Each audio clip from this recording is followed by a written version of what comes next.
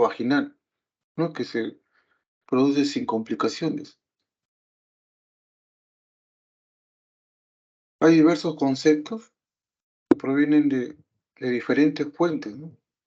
William dice que son contracciones uterinas que inducen la dilatación progresiva del cuello uterino y por lo tanto se presenta el parto. La COG dice que son contracciones uterinas de suficiente intensidad, frecuencia y duración que producen borramiento y dilatación demostrables del cervix. Y ustedes pueden ver una serie de conceptos que nos dan idea más o menos de qué cosa es el parto eutóxico y están las diversas fuentes. Lo importante es que ustedes sepan el concepto principal, según la FIDO, ¿no? El parto eutóxico es el proceso de expulsión del feto, o sea, el feto es expulsado del útero hacia el exterior. ¿Por dónde? Por vía vaginal, en occipito anterior. Tiene que ser expulsado en forma espontánea, o sea, sin utilizar instrumentación, en un feto a término y sin importar la viabilidad fetal. Ese es más o menos el concepto. Miren todas las condiciones que tiene que tener esa expulsión para que pueda considerarse como un parto normal. Primero, de que tiene que ser expulsado por vía vaginal. Si sale por vía abdominal, o sea, si es cesárea, eso es distóxico. Segundo, sale de cabeza. Sale de pie, es podálico. Tiene que salir de cabeza. Y no basta que salga de cabeza, tiene que salir en occipito anterior, o sea, sale mirando hacia el piso. Si sale mirando hacia arriba, eso es distóxico. Occipito posterior, como sale mirando el feto hacia arriba, eso es un parto distóxico. Para que sea anterior, tiene que estar en occipito anterior, o sea, mirando hacia abajo. Sale en forma espontánea, ¿no? Si usted coloca un force, vacuum, espátula, lo que sea, eso se llama parto instrumentado. El parto tóxico es libre de instrumentación. El feto a término, o sea, que tenga más de 37 semanas, ¿no? Cuando es prematuro, es también distóxico. Y algo importante es que no importa la viabilidad fetal. El feto puede nacer con H 0, H 9, H 10, no interesa. Va suficiente con que siga todas las condiciones que hemos mencionado. Que salga por vía vaginal, en occipito anterior, en forma espontánea, a término, y no nos interesa la viabilidad fetal. Esa es la definición de lo que es un parto eutóxico. Miren este video. Miren el video. Entonces el feto va a salir por vía vaginal. Está atravesando la vagina. Pues ven cómo rota y se hace anterior. Entonces sale en occipito anterior. En forma espontánea. No están utilizando force, vacuum, nada. Y es un feto a término de más de 37 semanas. No interesa con qué acá salga. Que sale respirando, no respirando, lo que sea. Pero si cumple todas estas condiciones, que salga de cabeza en occipito anterior por vía vaginal en forma espontánea, ese es un parto eutóxico. Parto vaginal o parto normal. ¿Ya? Eso acá vamos a repetir, vamos a ver la imagen de cómo el feto está siendo expulsado del útero hacia el exterior por vía vaginal, eso es fundamental. En occipito anterior, ustedes ven cómo rota y el occipital se pone con el pubis y el feto sale mirando hacia el piso en forma espontánea, no han utilizado force, vacuum, nada para jalarlo, ningún instrumento. El feto se expulsó en forma espontánea y listo. Entonces hemos visto lo que es el concepto de lo que es un parto. Repito, salía del feto a través de la vagina, en occipito anterior, en forma espontánea. Feto a término y sin importar su viabilidad. Ese es un parto eutóxico. En cuanto a la fisiología del parto, miren, en realidad esta parte de la fisiología, yo les voy a recomendar que ustedes lean, o sea, lean un poco porque es muy tedioso y es largo, o sea, me pasaría un par de horas explicándole la fisiología del parto. Solamente le voy a dar algunos conceptos para que ustedes puedan leer y comprender mejor. La fisiología del parto está en relación a la culminación de cambios bioquímicos del útero y del cérvix, mediante señales endocrinas y paracrinas, tanto de la madre como del feto. O sea, todo esto va a estar mediado, o sea, está mediado por sustancias, por hormonas, que van a permitir que el parto se desencadene.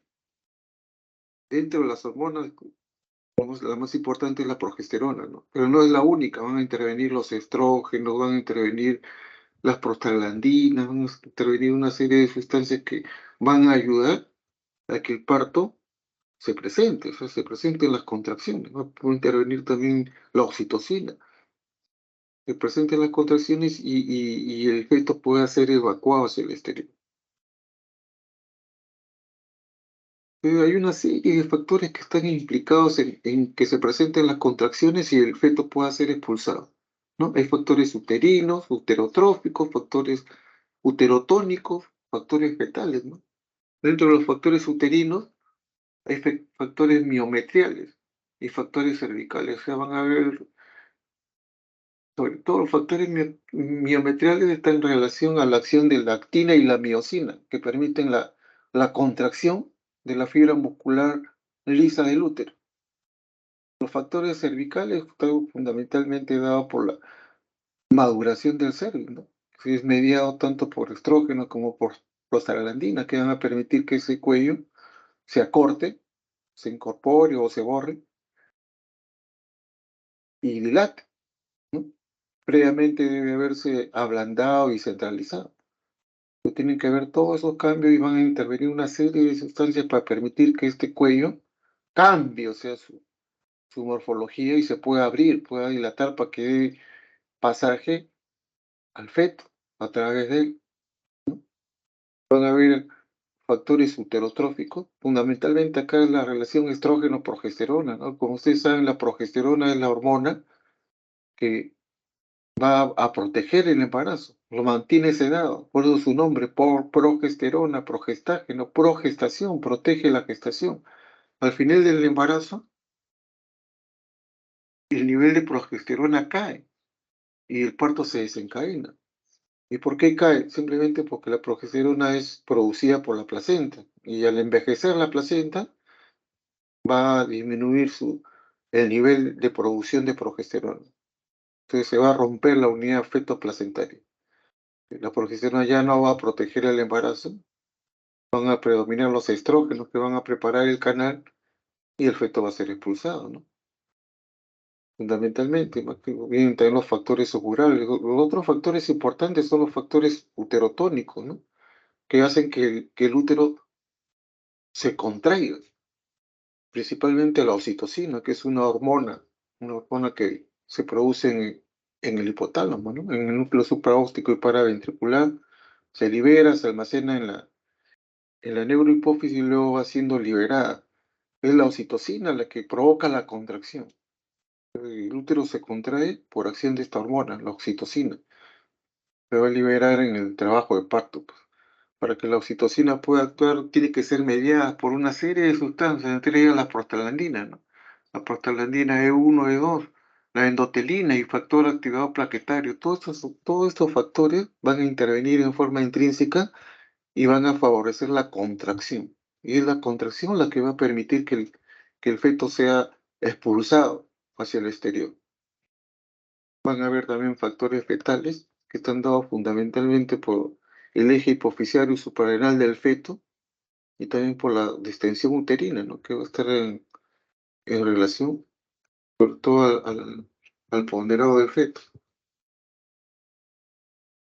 Y pueden haber acá todos los factores que están implicados en el inicio del trabajo de parto, ¿no? La fase latente, la fase activa. Ustedes ven acá están las diversas fases. La fase uno de quiescencia es la fase latente, ¿no? Y luego la fase activa, ustedes ven que tiene una subfase de máxima pendiente y una fase de desaceleración. Toda esa fase, esta es la forma, o sea, que tiene la actividad uterina durante el parto, ¿no? A lo largo del tiempo. Cada una de estas fases van a ser mediadas por una serie de sustancias. Ustedes ven que todas las que intervienen en la progesterona, la prostaciclina, la relaxina, ¿no? En la fase 2, estrógeno, progesterona, estiramiento uterino, receptores en unión comunicante, relaxina y el orato, etc. La fase 3 de estimulación, la prostaglandina, la oxitocina. Y en la fase 4, oxitocina, activación de células inflamatorias. Ustedes ven que la oxitocina, sobre todo en la fase de estimulación y de involución, es fundamental, ¿no? Y más antes, estrógeno, progesterona y sobre todo prostaglandina. Entonces, no todos se estimulan, hay algunos también que van a inhibir, ¿no? Estimuladores, fundamentalmente la relación progesterona-estrógeno. Y las otras sustancias más, mira, que ya no voy a mencionar porque entrar en ese nivel sería hacer una clase entera sobre eso. Entonces yo les dejo como tarea que ustedes van a leer, o sea, cuál es la acción de cada una de estas sustancias. Ahí está todo indicado, en qué fase participan, y lean ustedes de qué manera van a participar cada una de ellas, cuál es la función que tienen, ya sea estimulando o inhibiendo. Si se produce un aumento de alguna de esas sustancias estimuladoras, lógicamente es que se van a estimular las contracciones. Si hay una disminución de los inhibidores, también va a haber un incremento de las contracciones. Te queda como tarea leer eso. Vamos a ver los factores del parto. Eso es bien importante. Los factores son así como los actores. ¿Quiénes van a actuar en un parto? Entonces los factores del parto son tres. El feto, que es el que va a nacer. El canal es el trayecto que el feto va a tener que atravesar para salir al exterior. Y en tercer lugar, la fuerza expulsiva, la fuerza de la contracción uterina. Eso es fundamental, ¿no? Acuérdense que el feto móvil no va solamente el feto, va también acompañado de sus anexos. Sale el feto y salen sus anexos, ¿no? Que son las placentas y las membranas ovulares. El canal fundamentalmente es el canal óseo, ¿no? O sea, la pelvis ósea, ese es el canal. Y ese canal está revestido sobre todo de músculos, ligamentos, ¿no? Tejido conectivo. Y esos son los elementos del canal blando, digamos, que reviste a la pelvis ósea. Todo ese es el canal. Y la fuerza expulsiva, o sea, la fuerza que permite que el feto sea expulsado hacia el exterior, está fundamentalmente por la contracción uterina y la contracción de los músculos de la pared abdominal, ¿no?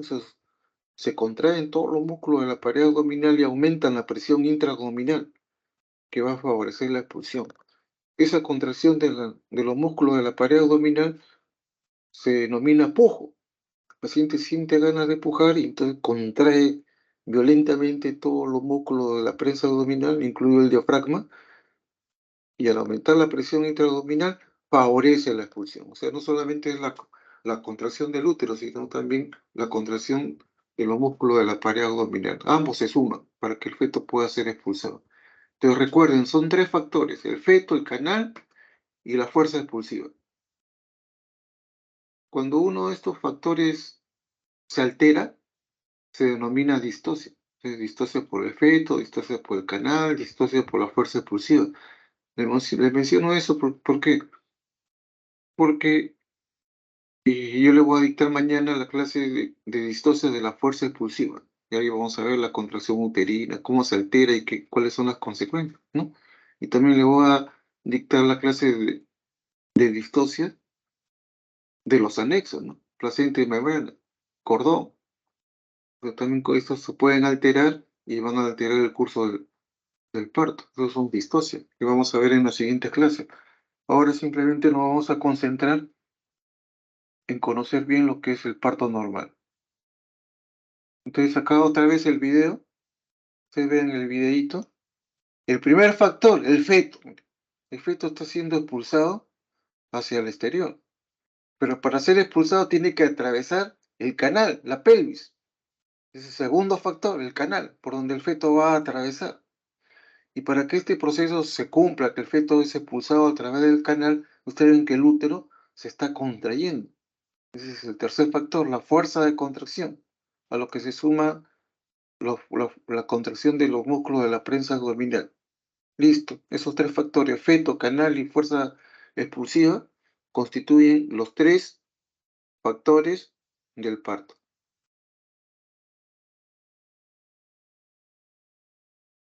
Vamos a ver ahora lo que es el mecanismo del parto. Ustedes saben que la cabeza del feto tiene una serie de diámetros y la pelvis ósea también tiene sus diámetros, tiene tres estrechos, superior, medio e inferior.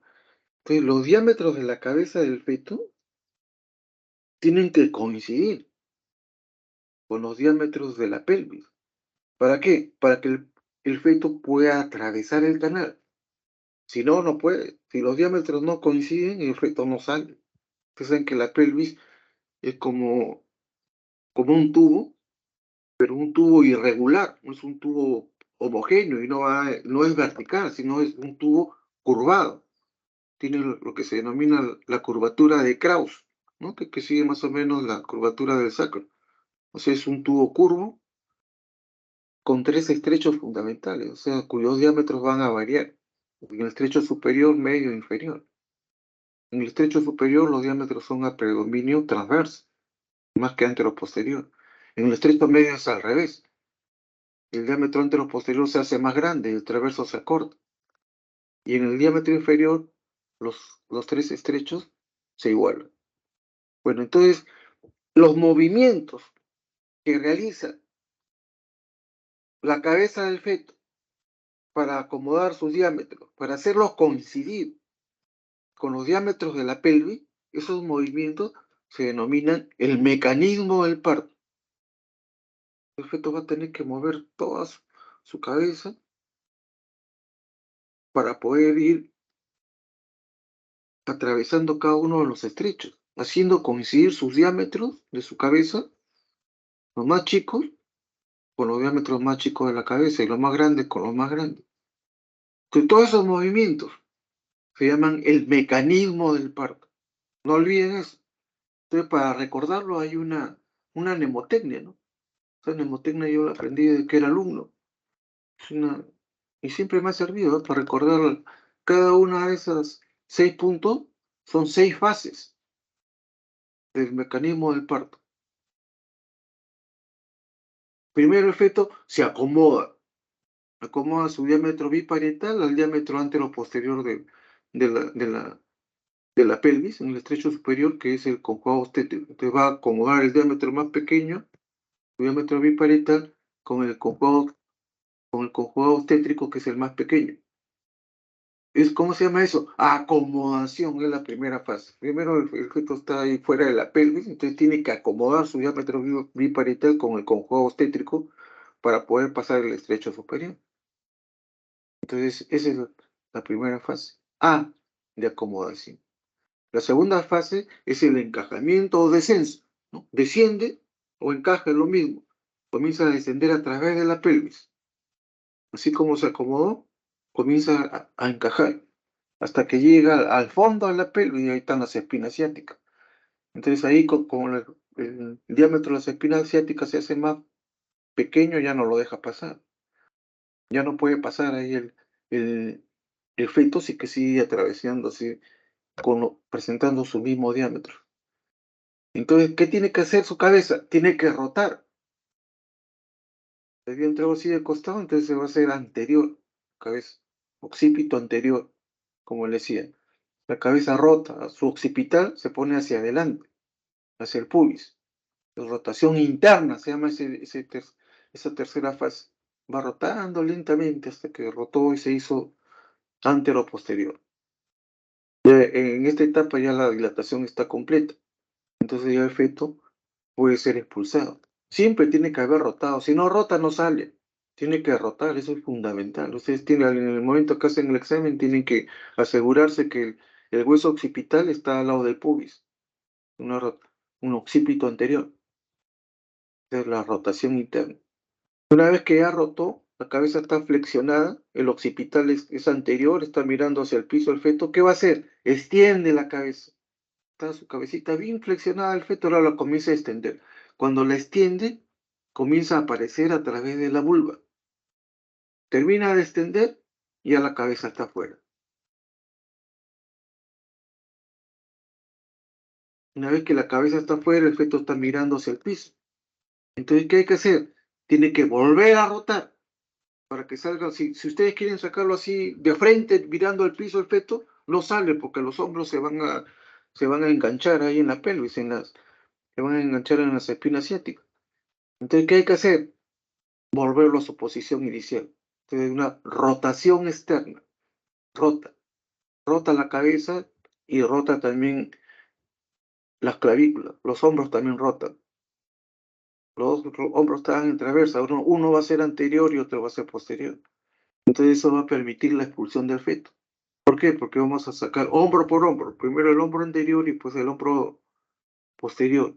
¿Y eso cómo se denomina? La expulsión. Una vez que salen los hombros, ya el feto está afuera.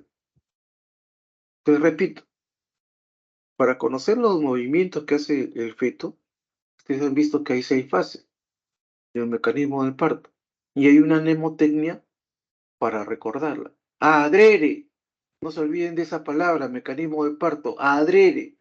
A de acomodación, D de descenso, R rotación interna, E extensión, R rotación externa y E expulsión. Para que lo puedan comprender mejor, vamos a hacer 2 cosas para mostrarles.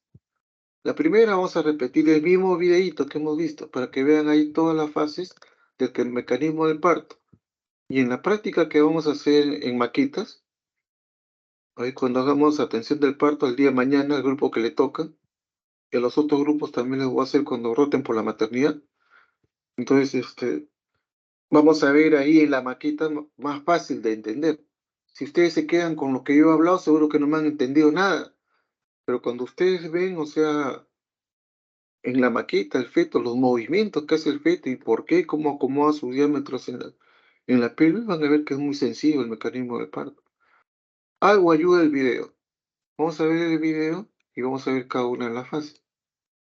Entonces ahí, primero el feto se acomoda. Ustedes miren cómo estaba arriba y iba acomodando su diámetro biparital, se acomoda con el conjugado obstétrico, que es el más pequeño, que mide 10,5. Es el diámetro más pequeño en el estrecho superior, el conjugado obstétrico. Es un diámetro antero-posterior. De primera fase, ¿cómo se llama? Acomodación. A de acomodación. Ahora, ¿qué sigue? Caray, disculpe.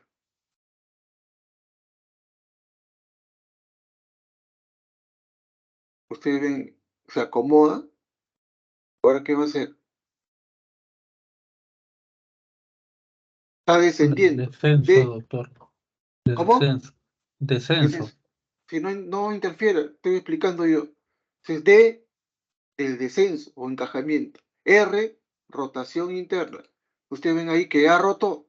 Estaba mirando hacia un costado y ahora la cabeza del feto ha rotado. Es la rotación interna. A de acomodación, D de descenso, R de rotación interna. Todavía está dentro, su cabeza todavía está dentro de la pelvis. Ustedes como han visto cómo el feto ha rotado internamente. Ahora están mirando hacia el piso.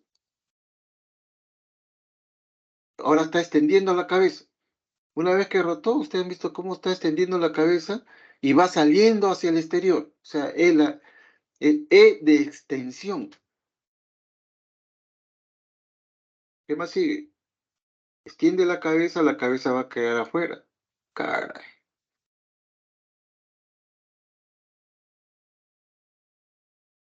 Entonces, miren, A de acomodación.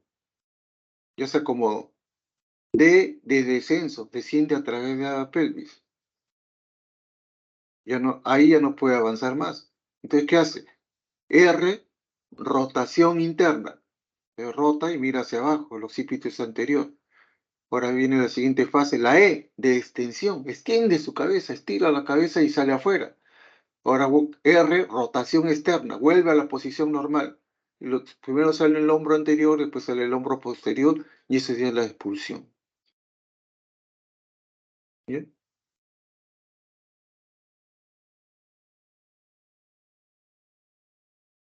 A de acomodación. Se acomoda, primera fase. D, descenso. Descenso o encajamiento es lo mismo. Descenso. Está mirando a un costado. Ahora rota. R, rotación interna. Mira hacia abajo. E, extensión. Sale hacia el exterior su cabeza. R, rotación externa. Vuelve a su posición original para que salgan los hombros. Primero sale un hombro anterior y luego el hombro posterior. Y esa es la expulsión ya del feto. Y el feto deja o termina ya de salir, ¿no? Entonces, como ustedes han visto,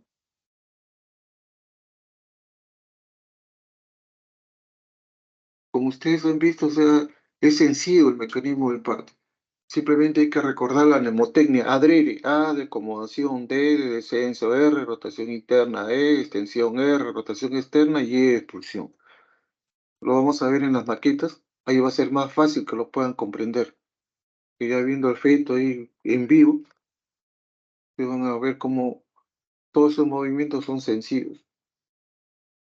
Y ahora vamos a ver lo que son los periodos del parto. El periodo del parto ya es desde que aparecen las contracciones y el cervix comienza a dilatar. O sea, el cervix primero se ablanda, se centraliza, se hace anterior y se comienza a cortar. Se acorta, pues, la longitud del cervix 3, 4 centímetros, de repente ya no mide 3 o 4, mide 2 centímetros, mide 1 centímetro, medio centímetro, y de repente ya no mide nada, milímetros. Entonces ya está borrado, está incorporado 100% y comienza a abrirse, comienza la dilatación. Y acá vamos a ver entonces cada uno de estos periodos, ¿no? En esa primera fase, o sea, cuando el cuello comienza a abrirse, a dilatarse, se denomina periodo de dilatación.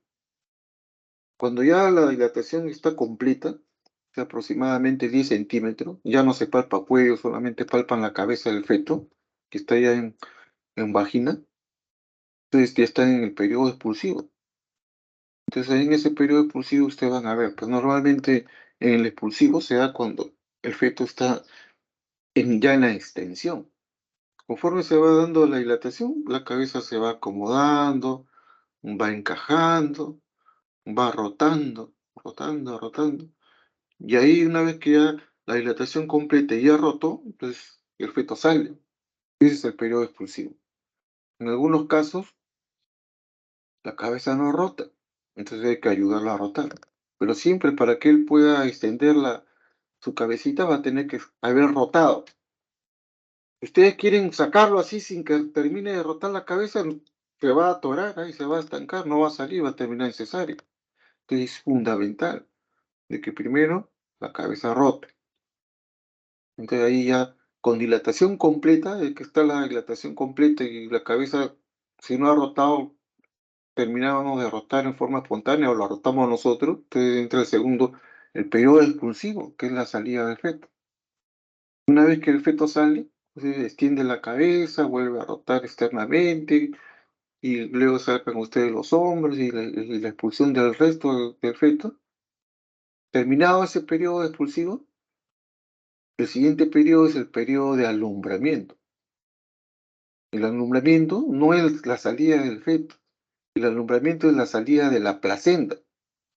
Entonces eso algunos utilizan, sobre todo algunos periodistas, ¿no? Ha alumbrado un bebé de 4 kilos. Oye, ¿la señora cómo va a alumbrar? La señora alumbra placenta, no alumbra bebés.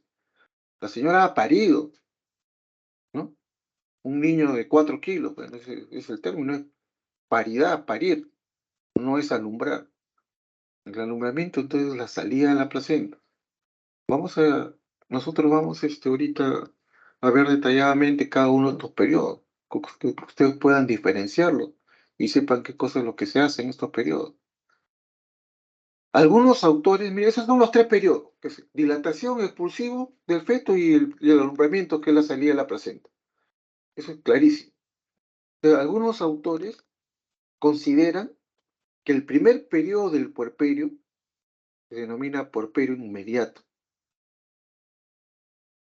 Es una etapa de mucho riesgo. Las pacientes se complican, sangran y se pueden morir.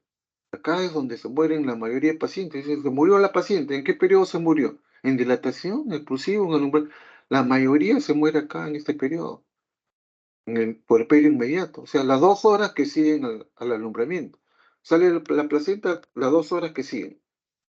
Es el tiempo de mayor riesgo, ¿no? Porque las pacientes hacen atonía, o las pacientes se desgarran, o quedan restos placentarios, o de repente ha hecho un CID o algún problema de coagulación. Por cualquiera de esos motivos, la paciente va a sangrar. Entonces, el momento de mayor riesgo de ese sangrado son las 2 horas que siguen al alumbramiento. Entonces, el parto no termina con el alumbramiento. Ojo, controla 2 horas más. 2 horas más después que salió la placenta. Tienen que controlar el sangrado, el pulso, la presión, el útero que esté bien contraído, todo tienen que controlar. Después de 2 horas, si la paciente no tuvo ninguna complicación, el útero está bien contraído, la señora no sangra mucho, su presión bien, su pulso bien, recién ya termina el parto, ¿no? Eso lo consideran muchísimos autores, que dicen que no, porque si usted dice, no, ya terminó el parto, porque ya salió la placenta, entonces me voy, chao señora, hasta luego, listo, me voy, vaya, todo, se van, abandonan a la paciente y de repente la paciente a la hora comienza a sangrar y se puede morir. El médico ya se fue. No, tienes que quedarte ahí 2 horas, siempre. No olviden eso. Ya terminaron todo ya la ve, todo ya salió la placenta, ya la revisé, la placenta, todo bien, yo revisé el canal, correcto, perfecto. Controla las 2 horas más. Después de las 2 horas, ya recién tú puedes decir, mira, todo está bien, ahora sí. Ya el riesgo ya no es tan alto.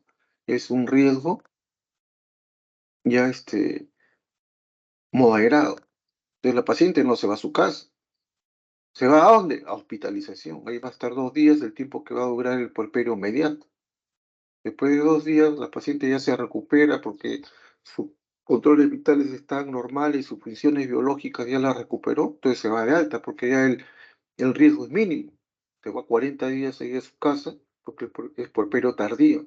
El riesgo es mínimo, simplemente se le hace conocer los signos de alarma, que en caso que se presenten ya tiene que ir por emergencia, nada más. Pero ya el riesgo es mínimo, no el puerperio tardío.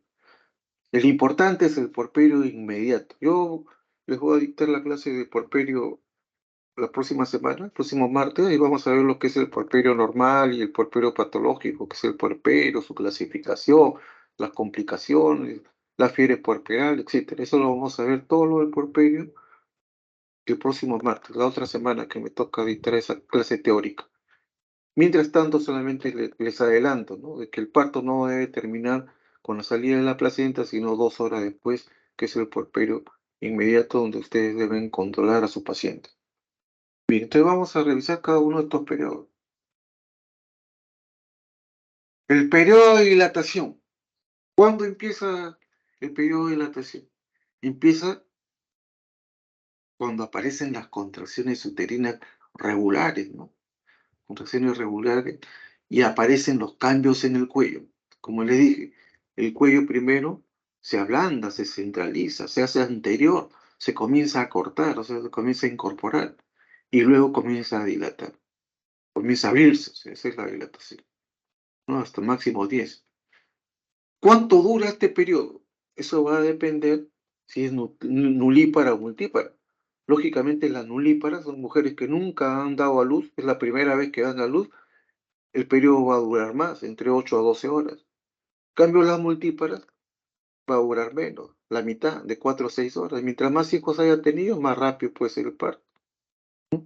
Pero eso no son promedios, no es exacto, eso no tiene que ser exactito, 8 horas. Usted puede tener una nulípara que el parto le duró 6 horas y normal, ¿no? Así que no, o una multípara que el parto le duró 7 horas y normal. Si todo estuvo bien, y el bebé, su bienestar estaba adecuado y todo lo demás, entonces no hay que asustarnos. Esos son tiempos promedio, ¿no?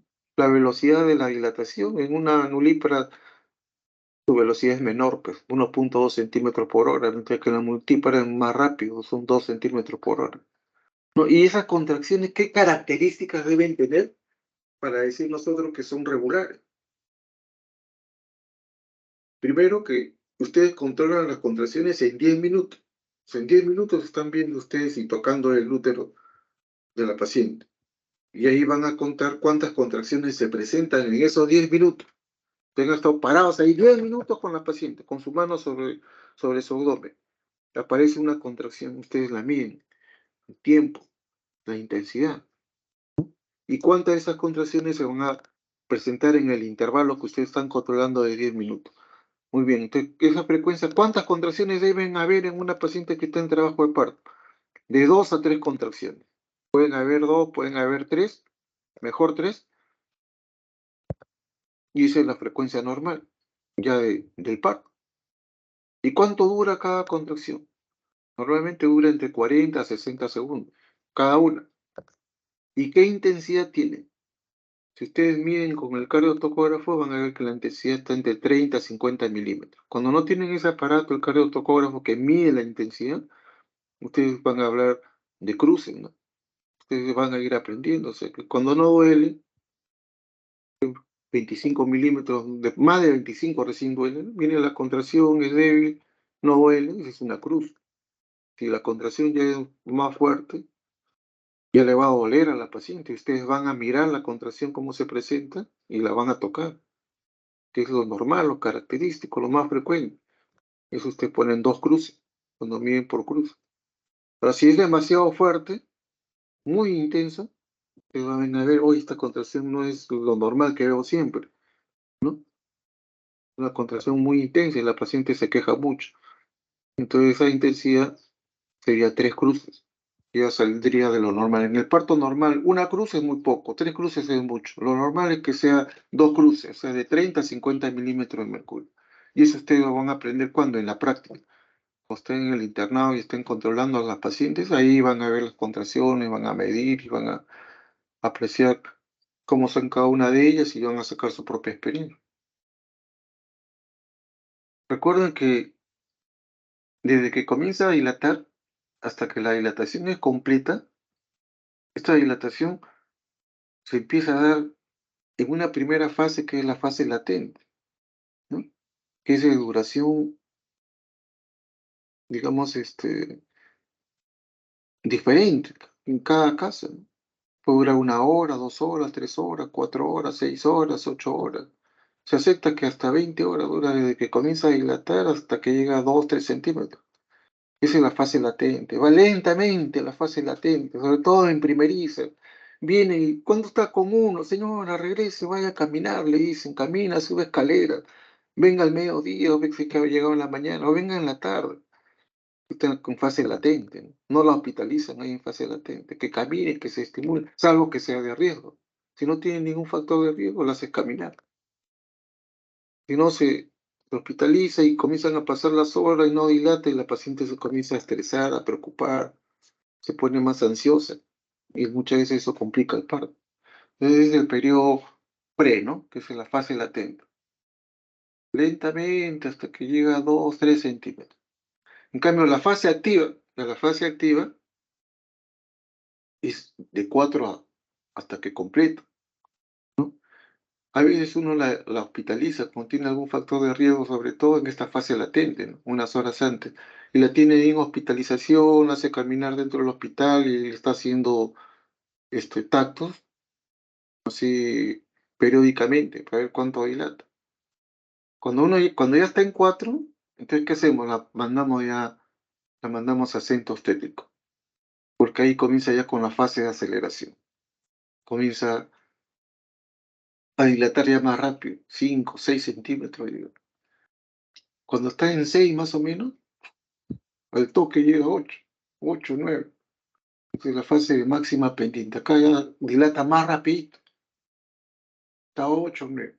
Y luego de ahí ya declina un poco.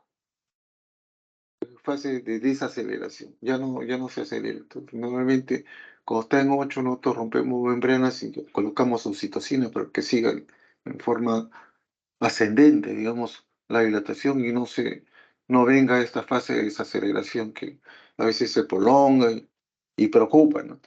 Tanto al médico como a la paciente, que se alargue el parto. Normalmente uno quiere que el parto sea rápido y que no haya compromiso en el bienestar del feto, ¿no?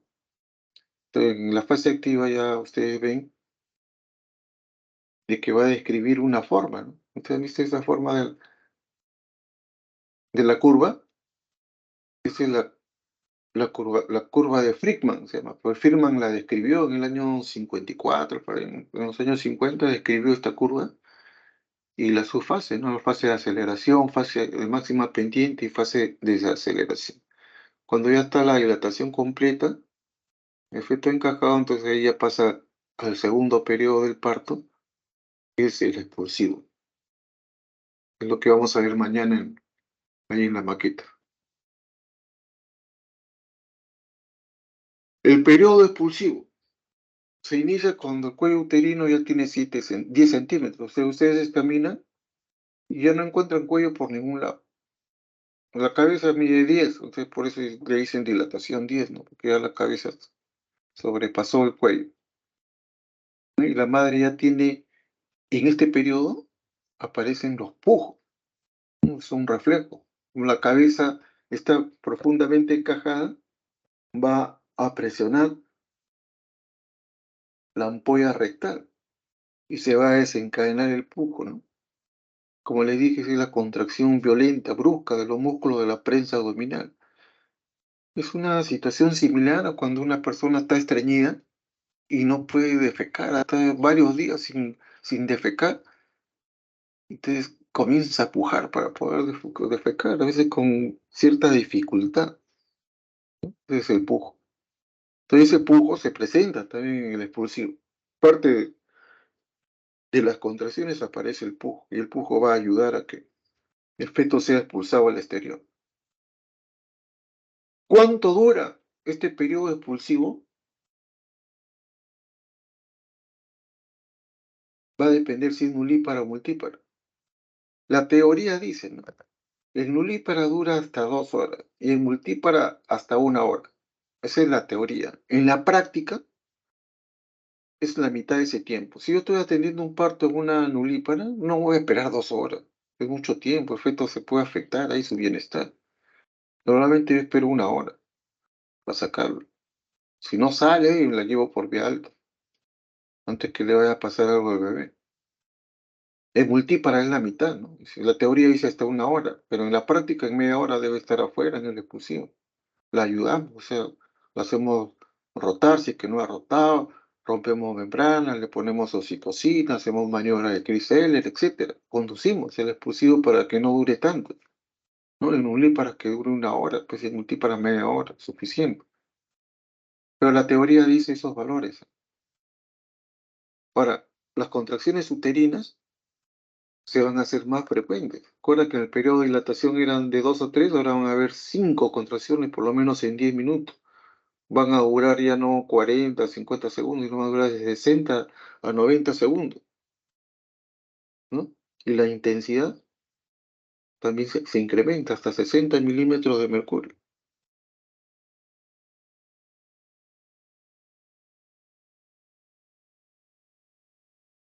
El periodo de alumbramiento es el tercer periodo. Se inicia desde que el niño nace hasta que es expulsada la placenta, ¿no? O sea, sale el feto, entonces ya salió el feto, entonces ahí ya empieza el alumbramiento. La placenta se debe desprender. ¿Cuánto tiempo debe durar eso? 15 minutos aproximadamente.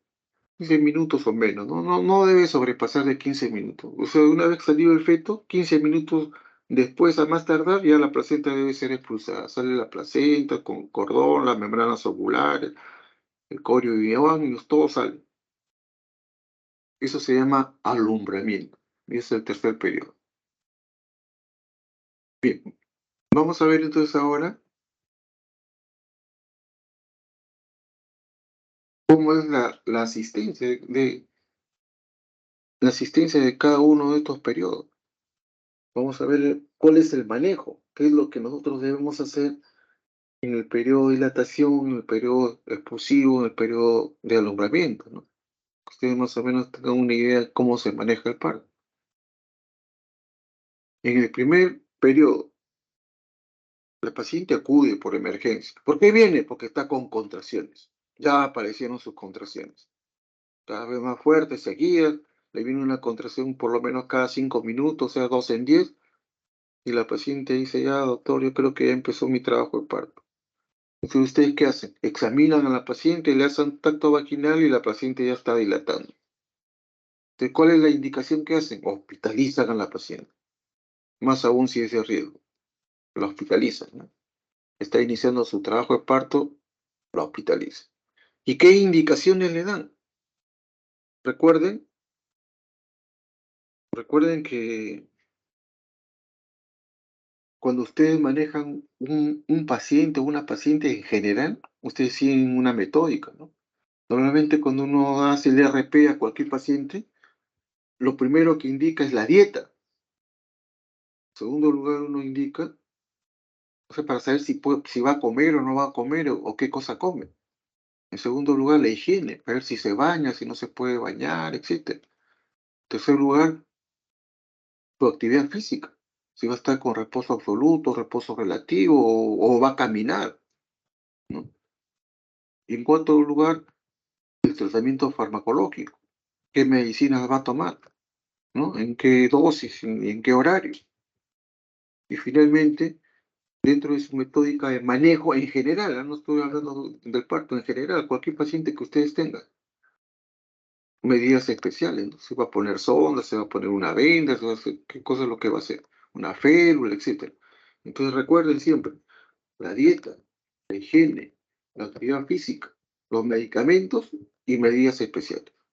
Esa misma metódica que ustedes utilizan en medicina para manejar a sus pacientes, también se aplican acá en obstetricia, así en ese mismo orden. Entonces, lo primero que nosotros vamos a indicar es la dieta. Entonces, la pregunta es, ¿qué dieta le vamos a dar a una paciente que ya inició su trabajo de parto? Antes era, ¿no? Si la paciente está en un trabajo de parto, nada por vía oral, ya no lo olvídate, ya no le daban de comer a la paciente. Así era antes. Entonces, ya en este siglo, a partir del año 2000, han habido una serie de cambios en el manejo del, del trabajo de parto, de este periodo de dilatación. Entonces, las evidencias demuestran que la paciente sí puede comer, ¿no? Le pueden dar alimento, le pueden dar líquido, ya no se restringen como era antes, sino se le da, excepto aquellas pacientes que son susceptibles de subir a sala. Entonces, esta señora, mira, los latidos no están buenos, de repente vamos a escucharla, a monitorizarla, hasta la hospitaliza para controlar latidos, pero no les des de comer. ¿Por qué? Porque si ustedes comprueban que los latidos están malos, hay que subir a sala a operarla. Y para subir a sala debe estar con el estómago vacío. Eso es fundamental. No debe estar con el estómago lleno, porque si no la anestesia le va a hacer vomitar, se va a aspirar, va a hacer una neumonía por aspiración y se puede morir. Entonces, cuidado, cuidado con eso nada más. Pero si no, si es una paciente normal, de repente está medio ansiosa, está con hambre, entonces si está iniciando su trabajo de parto, se le puede dar dieta. Ya la OMS recomienda eso. Ya eso en cuanto a la alimentación. Ya no está prohibido darle de comer. Solamente se le restringe a las de alto riesgo. A las que no son de alto riesgo se le da una dieta blanda o líquida, según el caso. La segunda medida, la higiene, ¿no? La higiene es fundamental, porque es una señora que va a dar a luz. No se va a operar, pero el parto se considera casi como una intervención quirúrgica. Entonces, ¿qué se hacía antes? En la maternidad de Lima, la higiene se establecía mediante fórmulas, ¿no? Fórmula 1, fórmula 2, fórmula 3. ¿A qué se refería la fórmula 1? Ustedes ponían RP, fórmula 1. ¿Qué era la fórmula 1? Rasurado. A todas las pacientes se les rasuraba, sí o sí. Así llegaran en expulsivo, estaba ya la cabeza saliendo y la estaban rasurando y los técnicos. Era algo, un escándalo de que ustedes atendieran un parto sin haber rasurado a la señora. Hasta los años 90 era así. Dios mío, qué horror. ¿Cómo vas a tener un parto sin rasurar? Y antes el rasurado, bueno, ahora hay esas maquinitas descartables, ¿no? Con las que uno se rasura. Pero en ese tiempo no, habían esas máquinas de metal y lo que se cambiaba era la hoja. Y a veces la hoja tenía muchos filos, terminaban cortando a la paciente, les daba celulitis, etc. Era riesgoso más bien, pero así y todo, se les rasuraba a todas las pacientes. Entonces la OMS hizo una serie de trabajos, ¿no? Multicéntricos, para ver la diferencia. O sea, hizo un gran grupo de pacientes, las hizo que se atendieran el parto sin rasurar y a otro igual número de pacientes, unas con rasurado. Una con rasurado y una sin rasurado. Y vio los resultados. ¿Cuáles fueron los resultados? Los mismos. Estaba igual, o sea, rasurarla o no rasurarla, el niño igual nacía. El índice de complicación, de infección era exactamente el mismo, no se empeoraba. Se tenía la idea de que si daba luz rasurada, el pubis, el vello púbico estaba lleno de microbios y que eso iba a infectar al bebé, y una serie de, ¿no? de paradigmas que había en ese tiempo. Dios mío, qué horror. Bueno, y eso se cambió. Se demostró que no. Entonces ahora ya no se rasura. Un parto normal no se rasura cuando uno va a operar, a hacer una cesárea, bueno, porque a veces el vello está cubriendo la zona donde uno va a incidir, ¿no?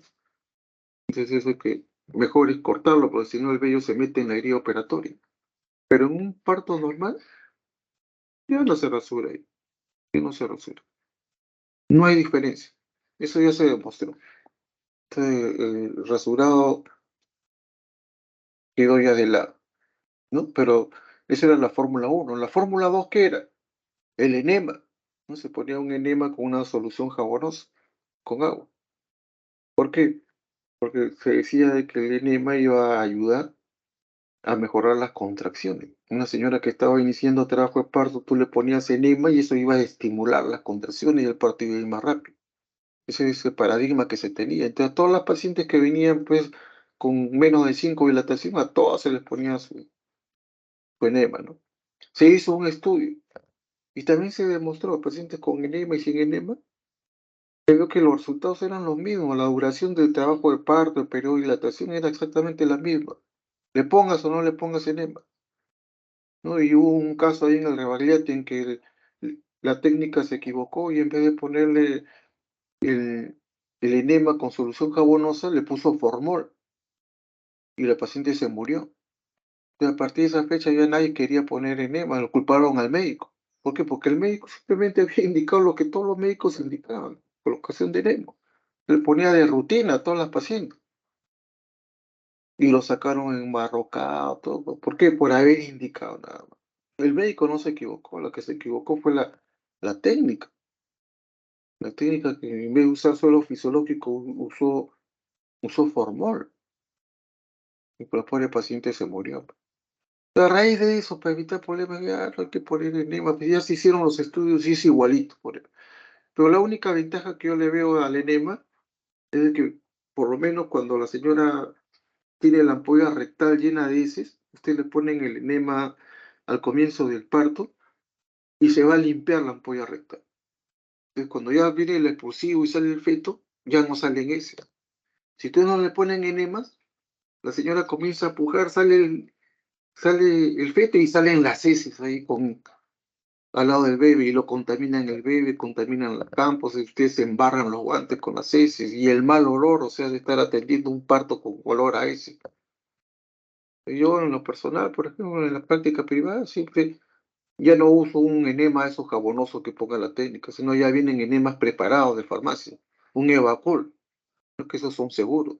Se le pone su Evacol cuando está con 2 o 3 centímetros y ya la polla rectal se limpia, aunque no acelere el parto, no importa, pero ya en el momento que salga el niño ya no va a salir pues acompañado de heces, ¿no? Lo importante, ya no hay el mal olor ni la contaminación. Esa es la ventaja, o sea, en el enema. Pero ya en el hospital ya nadie se emplea enema. Ya ni rasura ni enema. Y la tercera medida general era el baño, ¿no? Fórmula 3. rasurado, enema y baño, porque las pacientes venían pues en condiciones de higiene terribles, pues, en esa época, años 80, años 90, el terrorismo había hecho que mucha gente, pueblos enteros de la serranía se vinieran acá a Lima y poblaran ahí los alrededores de Lima, ¿no? Desde Villa El Salvador, Villa María, Huaycán, San Juan del Urigancho, Caraballo, Comas, toda esa zona, la periferia, todos los conos, fueron instalándose en una serie de pueblos. Gente que no tenía, se vinieron con lo que tenían puesto, que no tenían agua, no tenían luz. ¿Y qué hacían? Se embarazaban todos los años. ¿Y a dónde iban? A la maternidad. ¿Y por qué a la maternidad? Porque ahí era gratis. En los otros hospitales cobraban. En la maternidad era gratis la atención y todo el mundo iba ahí.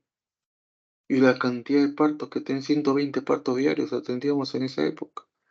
Pero las condiciones de higiene de las pacientes eran terribles, porque no conocían el agua para bañarse. El agua, poca agua que compraban en cilindros era para alimentarse.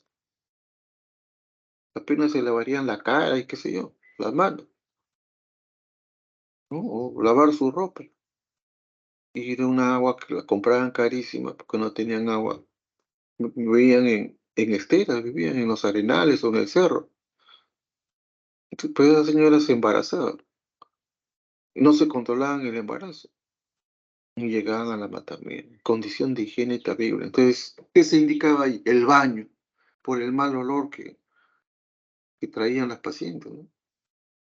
Pues normalmente uno decía Fórmula 1, Fórmula 2, Fórmula 3. Fórmula 3 ya rasurado, enema y baño. Le decía, la señora saque su ropa, sacaba todas las polleras, la señora, y había un bañito ahí en la antigua emergencia.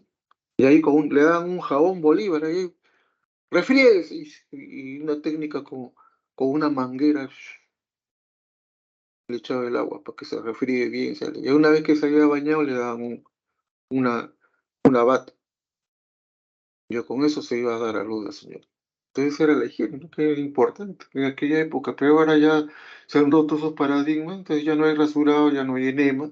Las pacientes ya la mayoría, incluso las que veían esa zona, ya les han puesto luz, le han puesto agua, todo ya vienen en mejores condiciones de higiene, ya vienen bañadas. Todo eso se ha superado, por lo menos en nuestro hospital. No sé cómo será la realidad en otros hospitales, pero en la maternidad ya ha cambiado el perfil de la paciente que venían antes, ¿no? Pacientes quechohablantes, iletradas, en condiciones, en extrema pobreza y en condiciones de higiene terribles. Y ese tipo de pacientes ya no viene a la maternidad. Normalmente ya son pacientes instruidas, que tienen, por lo menos, tienen secundaria completa, muchas tienen estudios técnicos superior, ¿no? Vienen bien bañadas, bien limpias, y se han controlado su embarazo. Entonces ha cambiado el perfil. Entonces ya no vemos, ya no hay necesidad de eso, ¿no? Es más, las pacientes que entran a sala de parto, cada una va a un cuarto, y en ese cuarto tienen baño, ducha, tienen todo.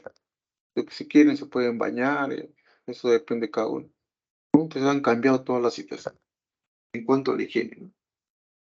Recuerden de que se debe solicitar siempre la historia antigua de control. Si hay análisis para actualizar, hay que actualizarlo. Si ya están actualizados, no hay problema. Siempre hay que determinar factores de riesgo para el parto, y si existe, aunque sea un factor, que poner una vía, porque esa señora puede terminar en sala de operaciones. Entonces hemos visto la dieta, la higiene y la otra era la posición de la paciente. Entonces, durante los últimos siglos, desde la Edad Media, a la paciente le cambiaron su forma de dar a luz. Desde la antigüedad, de la época remota y en la edad antigua, la paciente daba a luz en posición vertical, de cumplías, o sentada, ¿no? Daba a luz. En- en- y luego a partir de la Edad Media cambian eso, la echan a la paciente. Entonces ya la atención es en posición horizontal. Y desde este periodo, no solo el expulsivo, sino desde el periodo de dilatación a la paciente la echan. Señora a su cama, no se levanta, sobre todo si hay algún factor de riesgo, está perdiendo líquido, nada, esa era la conducta. Entonces esa conducta cambió también. Entonces ahora camina, ya, camina En el periodo de dilatación y en el expulsivo puede darlo en la posición que a ella más se adapte a su interculturalidad, ¿no? Si está acostumbrada desde sus ancestros, ¿no? Como sucede en la sierra o en la selva, en dar en posición vertical, entonces ahí en la maternidad se le permite que la paciente adopte la posición que ella quiera. Ya no se les obliga a todas a dar a luz echada, salvo las que sean de riesgo, ¿no? Que sean mucho riesgo, entonces mejor echada para que así el médico dirija el parto. Pero si es un parto normal, multíparo, puede dar a luz en posición vertical, es un parto casi espontáneo. El médico casi ni participa ahí, recibe nomás. No va a hacer movimientos ni nada, es solito el niño hace por gravedad y cae el niño. Pero si ustedes quieren de que en este periodo de dilatación la paciente camine, tienen que ver cierto, ciertas condiciones, ¿no? Primero, que las membranas estén íntegras, que no estén rotas, que está perdiendo líquido y ustedes le van a hacer caminar, se puede salir el cordón. Que la cabeza esté encajada, si no a veces de encajada se rompe, la cabeza está flotante, se rompe las membranas en ese momento por caminar y sale el cordón, se produce un prolapso de cordón. Entonces, para evitar eso, la cabeza ya debe haber encajado, debe estar en -3, -2, -1, con membranas íntegras para que pueda caminar y que no haya ningún tipo de anomalía especial, pues, que pueda complicar el parto.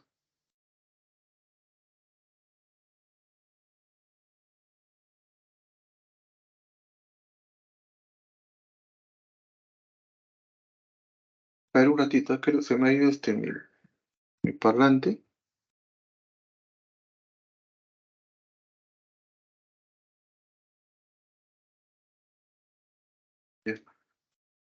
Ahora, en este periodo, ustedes deben realizar, en este periodo de dilatación me refiero, ustedes deben realizar los controles maternos.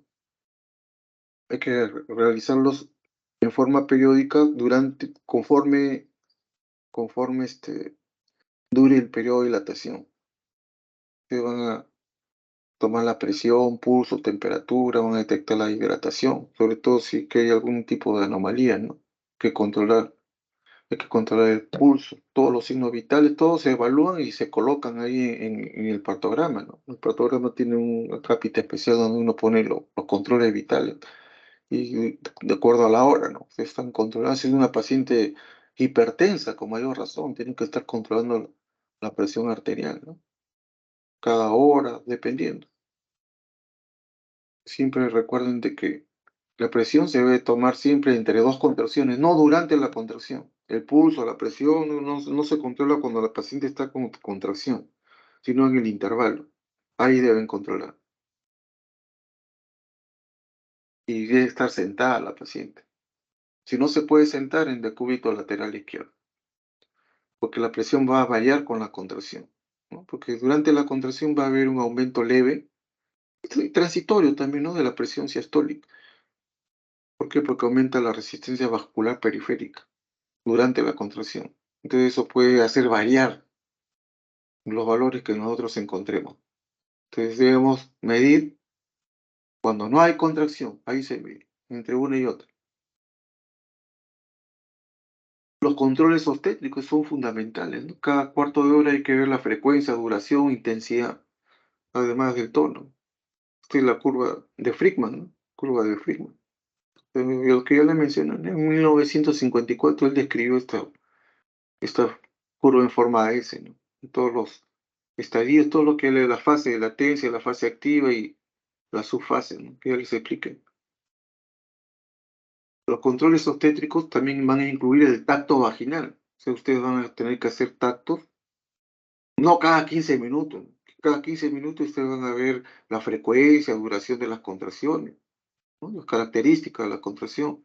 Van a escuchar los latidos cada 15 minutos. Aunque ahora ya le ponen monitor para escuchar permanentemente los latidos, que es mejor. Pero van a tener que hacer también hacer un examen del cuello uterino, la vagina, es un tacto vaginal, se llama eso. ¿Para qué? Para ver fundamentalmente, examinar el cervix, ver cómo se va cortando. En la primera imagen, en la imagen 1, ven un cuello sin borramiento, sin dilatación, es un cuello largo todavía, está cerrado, todavía no dilata. En cambio, en el cuadro 2, ustedes ven que ya el cuello ya se incorporó, se borró. y ya empezó a dilatar, mira, todo 1 centímetro ya de dilatación, así aparece, y luego se va a empezar a abrir más. En la imagen 3 ven que ya el cuello se abrió más, dilatación 5 ahí.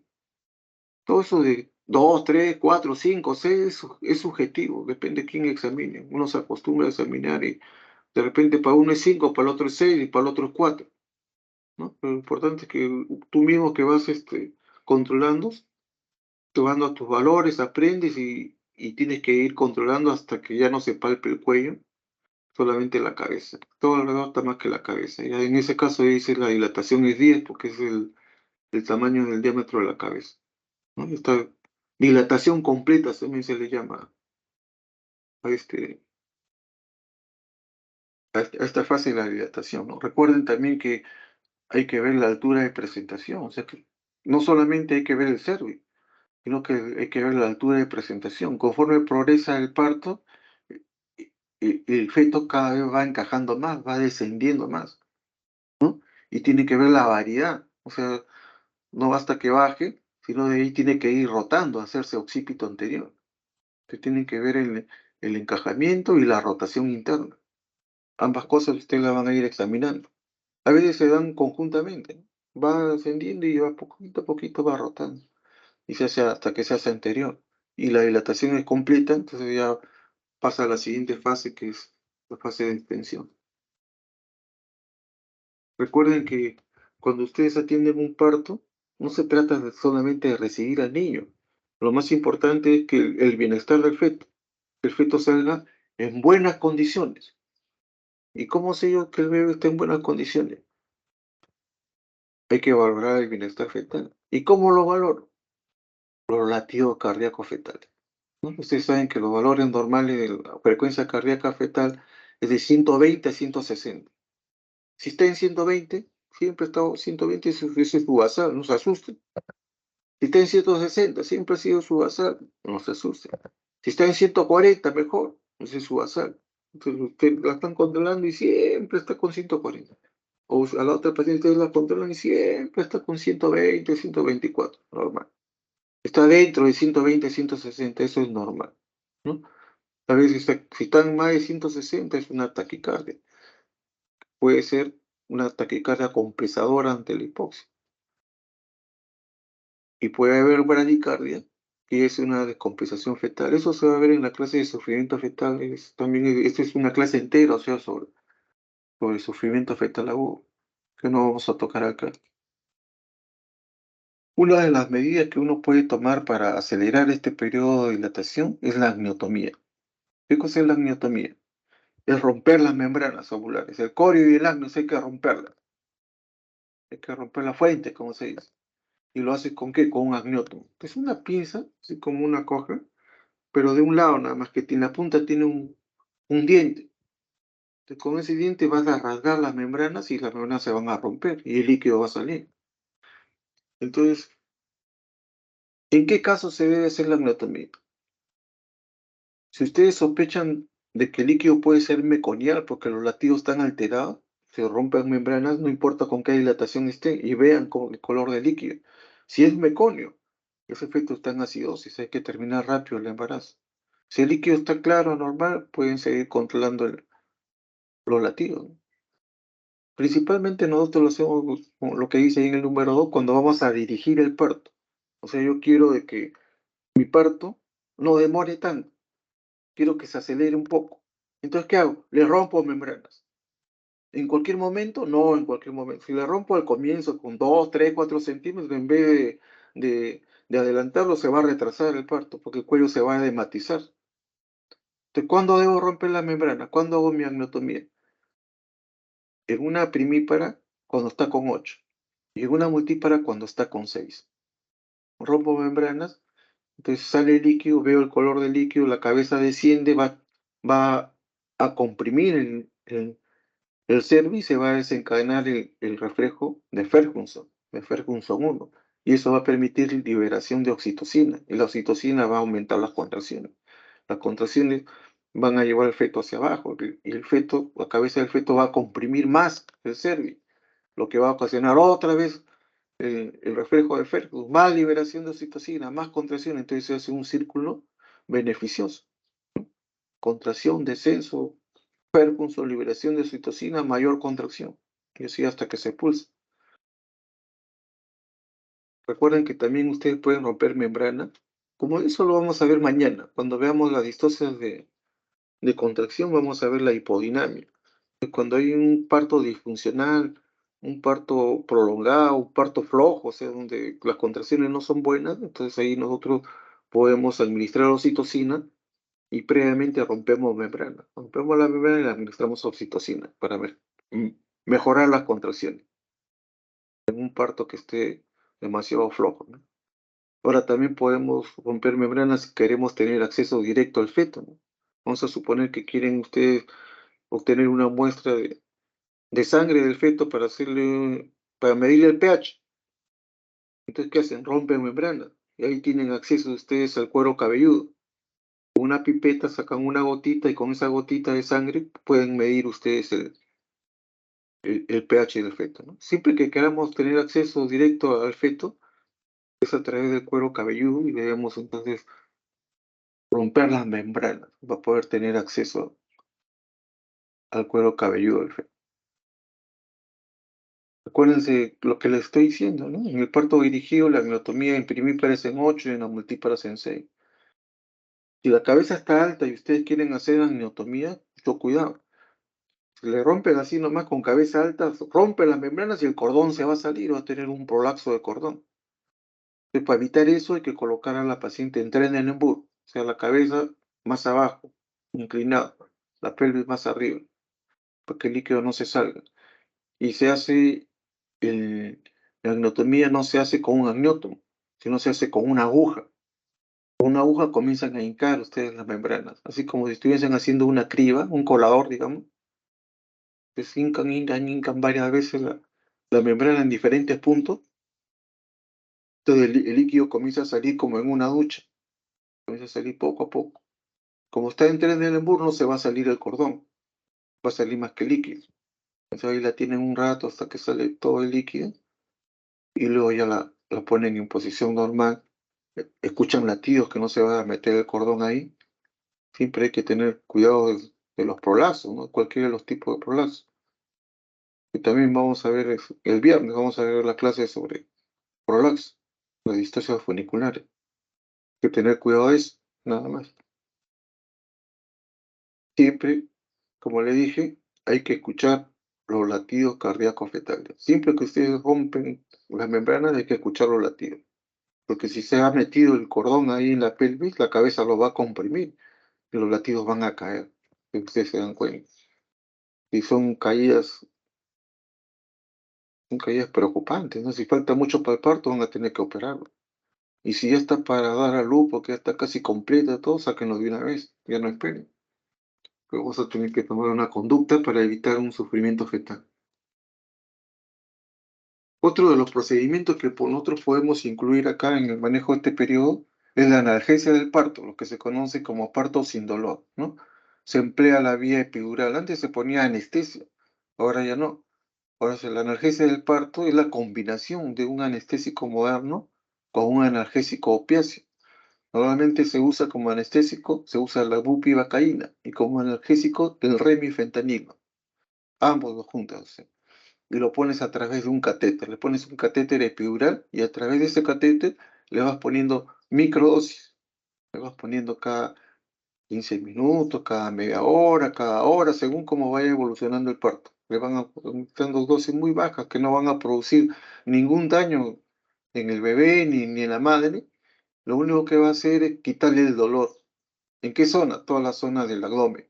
No le va a doler, pero ella va a poder mover las piernas, los brazos, va a poder levantarse, ir al baño, todo normal. Lo único que no va a tener dolor.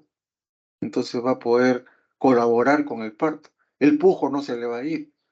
Todo lo contrario cuando uno usa una anestesia epidural. Cuando uno usa una anestesia, entonces ahí sí se va el dolor, pero la paciente no mueve nada, las piernas, no hay pujo, no colabora, ¿no? Entonces hay que hacerle Crisler o ponerle un force, ¿no? Para poder sacar a la niña, pues la paciente no siente nada, pues, aunque está anestesiada.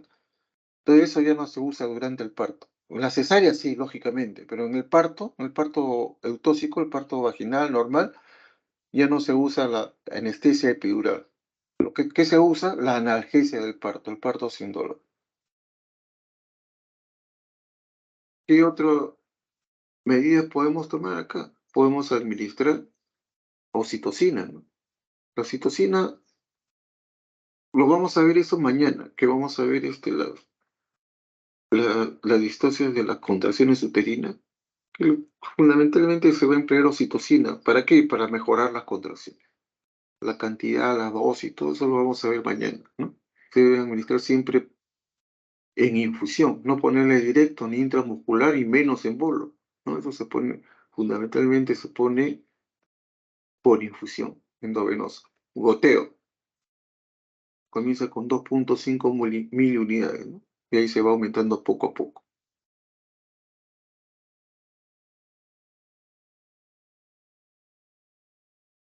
En cuanto a la psicoprofilaxis, ustedes saben que la paciente viene pues muchas veces con un estrés tremendo, ¿no? Que hace que no colabore con el parto. Entonces tiene que tener una preparación psicológica y también física para el parto. ¿Eso cómo se llama? Psicoprofilaxis. Esa psicoprofilaxis se debe dar durante el control prenatal. Algunas personas, algunas pacientes no han hecho su control prenatal. Últimamente por la pandemia esto quedó de lado, ahora ya nuevamente están haciendo. Entonces ahí las van a preparar psicológicamente y físicamente. Van a hacer gimnasia para gestantes, donde se fortalecen los músculos que van a intervenir en el pujo, en el parto, ¿no? Si no ha recibido eso, entonces hay que prepararla ahí en este periodo de dilatación.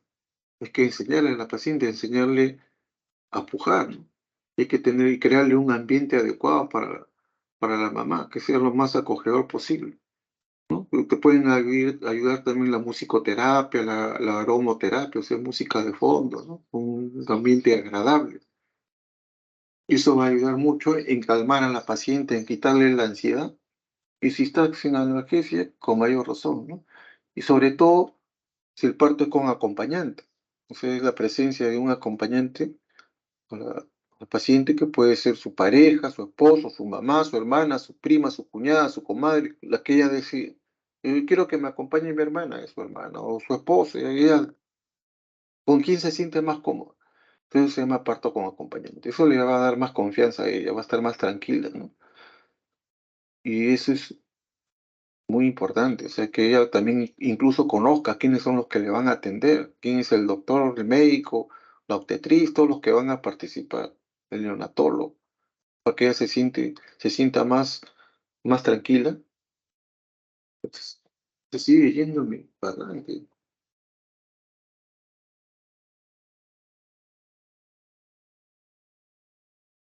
Bueno, entonces, recuerden que nunca deben haber comentarios negativos, porque eso puede afectar a la paciente.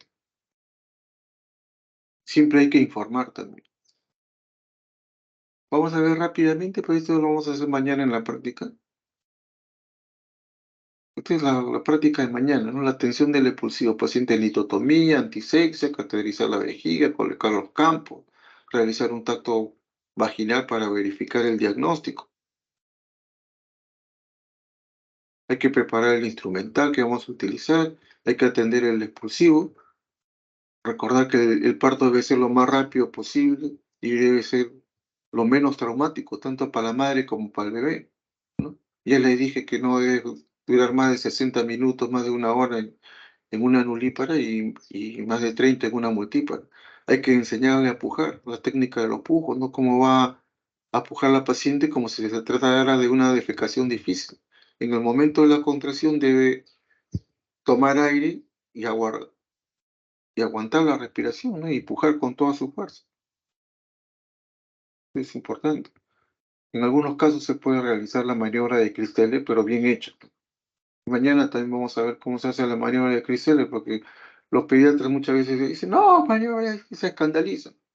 En realidad han hecho mal la maniobra de Criselle porque le han empezado a hacer la maniobra de Criselle antes que el feto rote. Entonces, por más maniobra que hagan, el feto no va a salir y si sale, sale mal. Pero cuando la maniobra está bien hecha, no hay ningún problema. También podemos hacer episiotomía en cualquiera de sus variedades, cuando está indicado, ¿no? ¿Para qué? Para evitar dejar. Es un periodo expulsivo, lo que usted ve que la cabeza está ahí coronando, ahí está coronando más, sigue saliendo la cabeza, hay que proteger el periné y mantener la flexión de la cabeza. Ya la cabeza salió, usted que está haciendo la rotación interna, entonces el cirujano debe coger la cabeza, la zona temporal para rotarlo y luego extraer la cabeza, ¿no? Ahí ya se rotó, hay que sacar un... Nunca se debe agarrar, ¿no? Pongo esta imagen a propósito, porque no se le debe agarrar nunca del brazo ni del hueco de la axila, porque ahí está el plexo braquial, pueden lesionar al niño. Una vez que el niño nace hay que hacer el cuidado del recién nacido, ¿no? Hay que secarlo para evitar la hipotermia. Clampar el cordón con este clampaje y luego clampar acá arriba con una pinza y cortar con una tijera especial el cordón. Y una vez que el niño fue separado de la mamá cortando el cordón, uno lo coloca en el pecho de la madre para favorecer el apego, que la mamá sienta hacia el cariño hacia su hijito, ¿no? Y el bebé también va a sentir lo mismo. Eso se llama apego materno. Y luego viene la atención del tercer periodo, que ya es el alumbramiento. Pues, la maniobra de alumbramiento tenemos el alumbramiento espontáneo, ustedes esperan que salga solo. La maniobra de Credé, comprimen el fondo del útero y con la mano izquierda y traccionan el cordón con la mano derecha y sale. Peligroso, eso se puede hacer en una cesárea, no en un parto vaginal. La maniobra de Brand Andrews, esa es la mejor. Compresión con la mano izquierda de la cara anterior del útero hacia arriba. Mañana les enseño también eso y mantienen el cordón ahí con la mano derecha. Eso va a hacer que la placenta se desprenda, ¿no? Si no se ha desprendido después de 15 minutos, tienen que extraerla manualmente. Meten su mano y sacan la placenta. Eso se llama extracción manual de la placenta. Recuerden que debe ser siempre con previa anestesia, ¿no? Nunca lo saquen así sin anestesia. Esta es la maniobra de Crede, agarrar el fondo. Esta es la maniobra de Brans, mantener el cordón y llevar el útero hacia arriba y hacia atrás para que se desprenda. Esos son los mecanismos de desprendimiento. El mecanismo del Schultz, ve usted que se sale la cara fetal primero.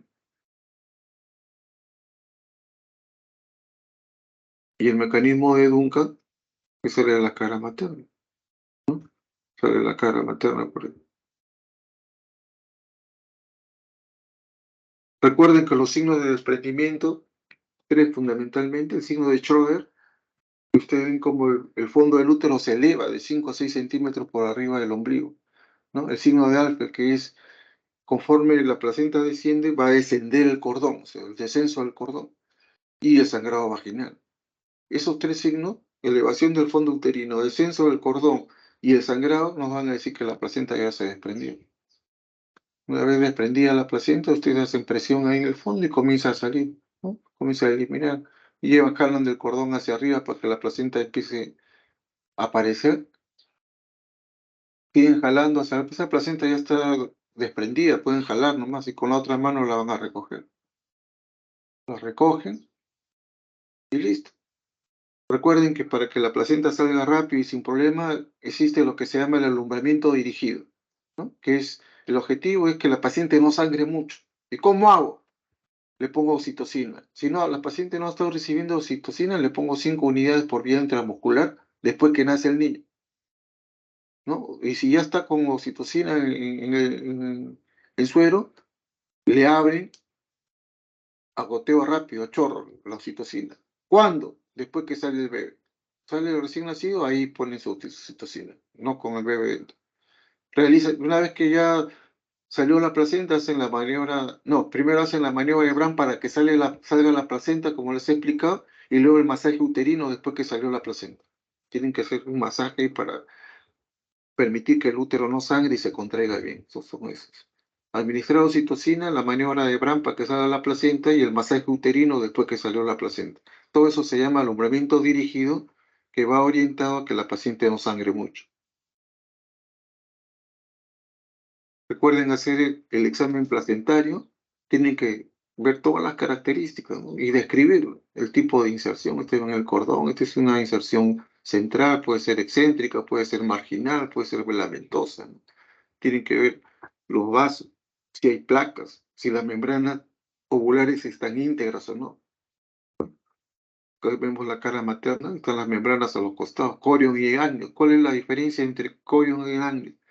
Que el corion es vascular, mientras que el ganglio es avascular, no tiene vasos, se ve transparente como una mica. Ustedes ven la torta placentaria, los cotiledones tienen que estar completos. Así hay un hueco, ahí le falta un cotiledón, que estén íntegros fundamentalmente. Lo pesan, normalmente una placenta pesa de 400 a 600 gramos.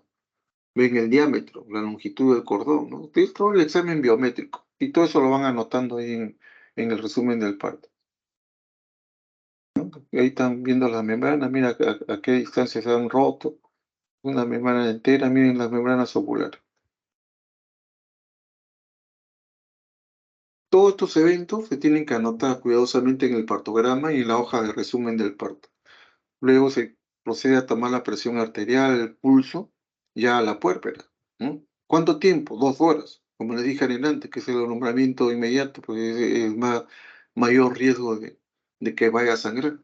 Después de las 2 horas, de terminar el alumbramiento, pasan 2 horas después que salió la placenta, que es el puerperio inmediato. Si todo está normal, recién se remite al servicio de hospitalización, cuando pase al puerperio inmediato. Recuerden, esto es una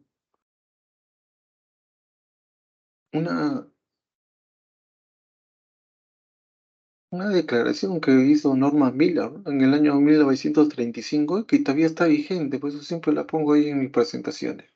Dice, ninguna cantidad de cuidados prenatales podrá compensar la mala atención en el momento del parto. O sea, por más que ustedes hayan tratado muy bien a su paciente, le hayan controlado 20 veces, le hayan tomado fotos de bebé y le hayan tratado a la paciente muy bien, nada de eso va a compensar si ustedes la atienden mal en el parto. Nada, lo que hayan hecho previamente va a compensar. El parto es el momento más importante. Pero recuerden, pero una buena atención del parto, a menudo, casi siempre, compensa la falta de cuidados prenatales y puede ser el factor más importante para el buen o mal ejercicio de la obstetricia. Eso lo dijo Norman Miller en el año 1935 y eso es vigente, ¿no? Es la importancia del parto, miren, es importantísimo. Entonces, atender un parto que nosotros llamamos ahora el parto humanizado. Antes la paciente daba a luz de 3, 4 en un mismo ambiente, una misma obstetriz y las gritaba una a la otra. El familiar estaba afuera en la calle, ni siquiera lo dejaban entrar al hospital. La señora no conocía a nadie. ¡Cállate! ¡Pum! Le caía un golpe, la peñicaban, le pegaban a las pacientes. Ese tipo de atención no se da solo en la maternidad de Lima o en el Perú, se da en el mundo entero, sobre todo en los países subdesarrollados, países sudamericanos, del África.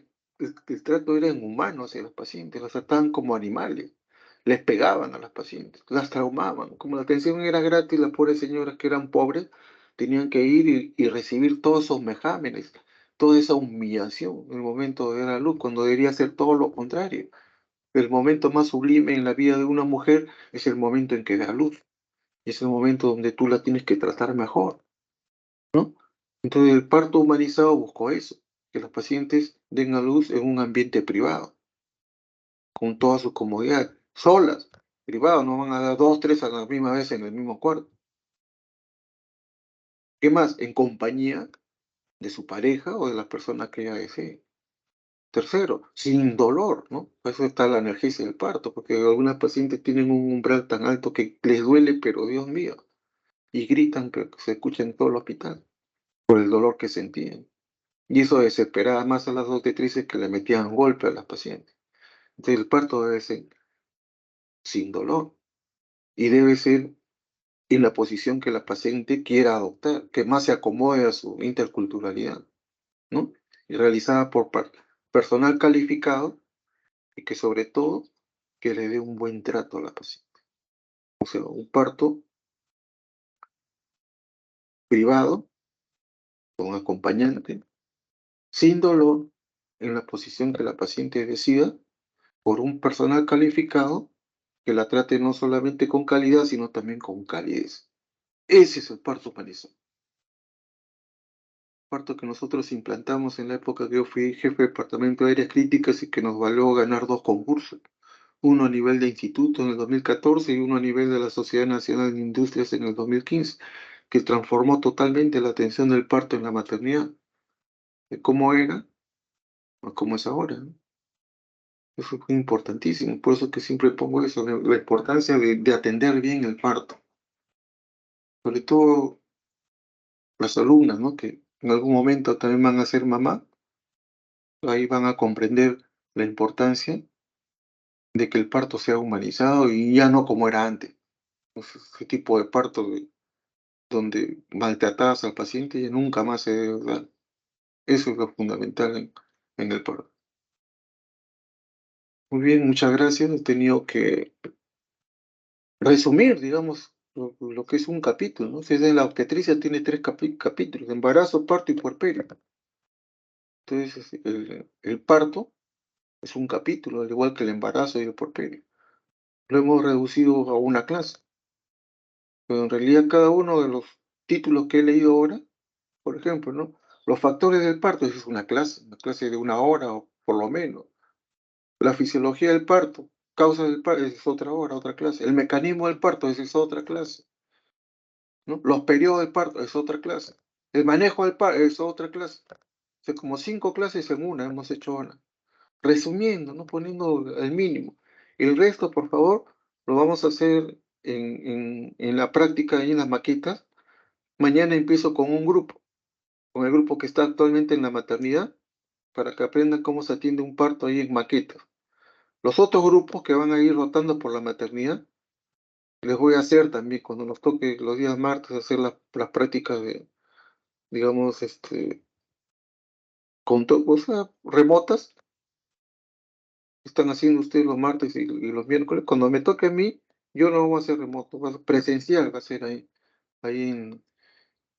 en la maternidad, en las maquetas, para que aprendan a atender parto. Con el grupo anterior hemos hecho así, o sea, hemos hecho varias maquetas, hemos hecho colocación de DIU, les hice la práctica de ameo también para que aprendan a realizar un ameo.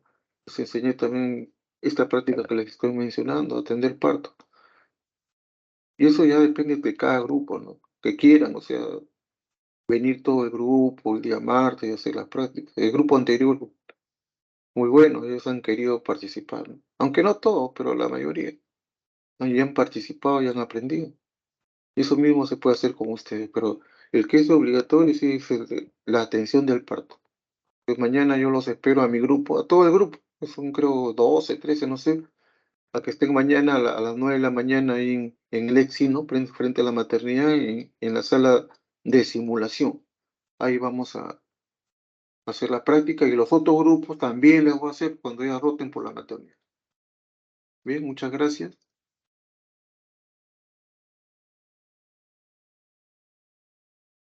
Un ratito que voy a, por favor, a descargar la lista. Vamos a descargar la lista de asistencia. ¿Cuántos alumnos? ¿El delegado está presente? Sí, doctor. ¿Aló? ¿El delegado está presente? Sí, doctor, ¿me escucha? Ya, Brian, ¿no? Sí, doctor. Brian, dime, ¿cuántos alumnos son? Nosotros somos 35, doctor. Pero